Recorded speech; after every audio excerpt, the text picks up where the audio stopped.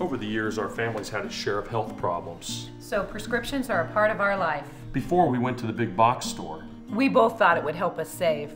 But with the long lines and impersonal service, filling prescriptions became a chore.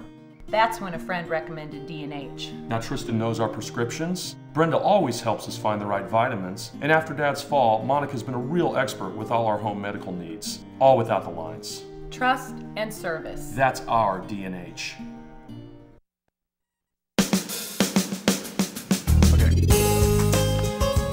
Good morning and welcome to Radio Friends. This is Wednesday, September the 14th, and we've got a couple of interesting topics. Let's talk, that's one, and we're going to talk about vitamin D.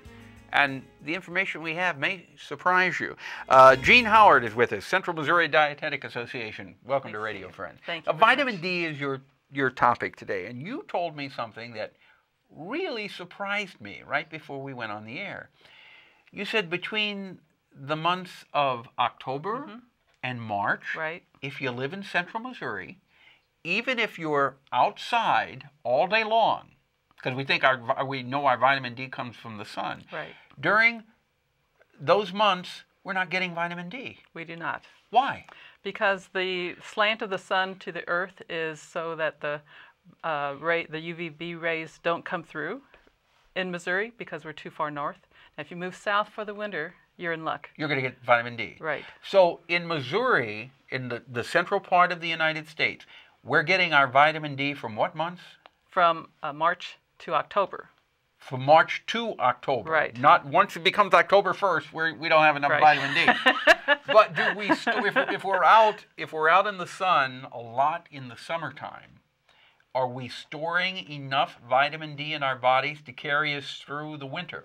That's a good question, and some people seem to, but even there have been studies done that show that even construction workers that do work out in the summer, all summer long, by the time March rolls around, they're still a little bit deficient. So how do you know if you're deficient on vitamin D? You can have a lab test done to determine whether you are or not, and it will tell you.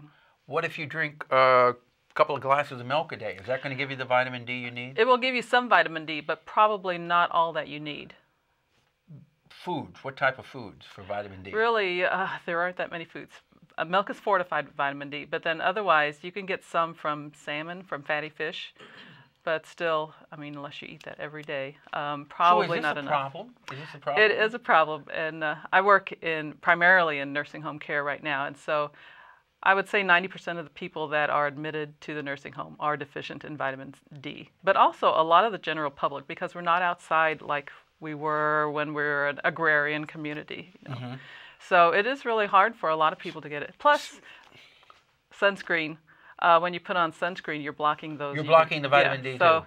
Yes, to get the vitamin D benefit, you have to go out in the sun without sunscreen for 10 minutes. For 10 minutes? Yes. Okay. But now, if I say do that, somebody's going to say, well, wait a minute. You're advocating not using sunscreen, and you could end up with skin cancer. Right. So what do you do to make sure that you're getting vitamin D besides taking pills? Well, you do the sunshine thing, because really that's the reliable. Otherwise, you have to take a vitamin D supplement. But should you not talk with your doctor before you do that? Yeah, I would think that's always a good idea. Can you get too much vitamin D? You can, but it's pretty rare to have too much. Okay. It is a fat-soluble vitamin, which means that when you store it in your fat cells. So if you took 50,000 units every single day, yeah, you would get too much. But okay, so if you're outside in the summertime and you're collecting your vitamin D, let's say you don't use this sunscreen, and I'm not telling you not to use sunscreen, and you're a heavier person who has more fat cells around, you're going to store it, and that's going to get you through the winter? I don't know that anybody said if you're heavy, you will have your stores, and if you're skinny, you won't. I've never heard that, so I couldn't say that. Okay. So anything else? We're just about out of time. Was there anything else you want to add about that? No. We got it all in. Be checked, because it's something that you can be walking around and think that you're doing fine with, and you're you don't have enough vitamin D. Okay. Jean Howard, thank you so much for coming by. Is there a website people can go to about this? You I can guess always you could Google it. You could Google it. You can always go to the American Dietetic Association, which is eatright.org. Eatright.org. Got it. Gene Howard, thank you so much for coming by. Central Missouri Thank you. Dietetic Association. Now we're going to talk about something called Let's Talk, and we have two guests with us. Mary Ann SCHENEMAN. I pronounced it right, didn't I? It's like cinnamon. Okay.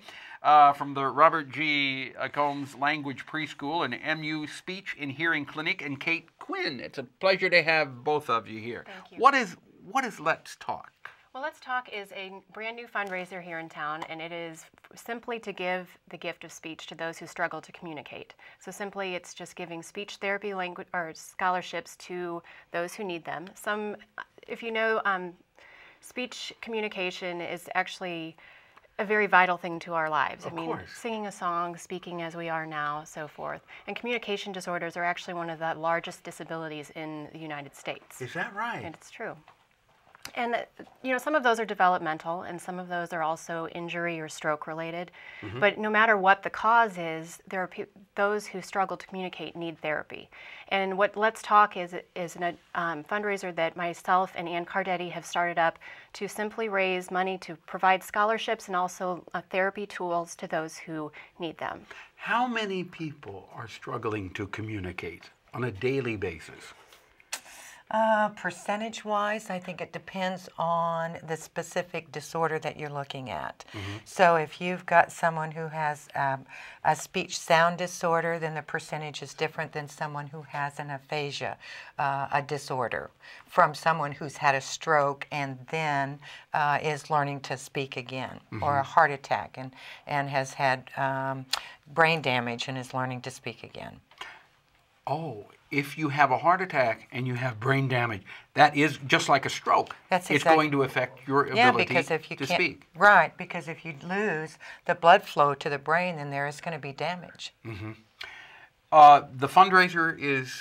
It is next week. It's on Tuesday, September 20th at 6 o'clock in the evening. Okay, that's less than a week away then. Less than a week away. And how are you raising this money? We are selling tickets in advance for $20, and then also at the door you can purchase a ticket for $25. And what it includes is there's a fundraiser at the top roof of Quinton's, and it's just a fun evening to get together and mingle. We have live music by the Mighty QUINN, and we also will have a silent auction as well as Fund a Need table, which if people wanted to donate money towards directly to the scholarships or other needs. And you can get the tickets at the door? Yes, you The can. location again? Is Quinton's downtown on 9th Street. Okay. And it's from 6 to 8 p.m. 6 to 8 o'clock next Tuesday, less than a week from today. Yes. And you guarantee that you'll have a good time. Absolutely. Great. And how much are you hoping you'll raise? Well, the sky's the limit. You Oh, know? okay. Okay, so we're hoping for thousands and That's right. thousands of That's dollars. right. Ladies, thank you so much for coming by. It was a Great. pleasure to have you. both of you here, and I wish you the best of success next Tuesday with the fundraiser. Great. Thank you. Tomorrow on our show, MU United Way is our topic. Our show directed by Travis McMillan of the Reynolds Journalism Institute. Audio is Pat Akers from KBIA. Our floor director is Austin Fax. And our assistant producer and guest coordinator, Uncle James Mauser. To watch this program again or listen to it, go to kbia.org, sign up for a free podcast or a podcast. We'll see you tomorrow. Bye-bye.